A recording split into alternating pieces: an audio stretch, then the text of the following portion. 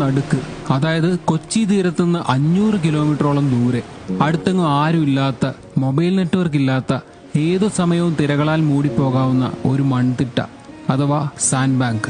അവിടേക്ക് ഒരു ഫിഷിംഗ് ബോട്ടിൽ കയറി പോകുന്ന വഴിക്ക് കുറെ മീനൊക്കെ പിടിച്ച് പേരറിയാത്ത സാൻഡ് ബാങ്കിൽ ചെന്ന് ഫുഡൊക്കെ വെച്ച് കഴിച്ച് അവിടുത്തെ ഞണ്ടുകളെയും കെട്ടിപ്പിടിച്ച് കിടന്നുറങ്ങുന്ന ഒരു അഡ്വഞ്ചറസ് ട്രിപ്പ്. പിന്നെ അഗെയിൻ ആൻഡ് അഗെയിൻ ജീവിതം വെറുതെ ജീവിച്ചു തീർക്കേണ്ട ഒന്നല്ല എന്ന് ഓർമ്മിപ്പിച്ചൊരു യാത്ര.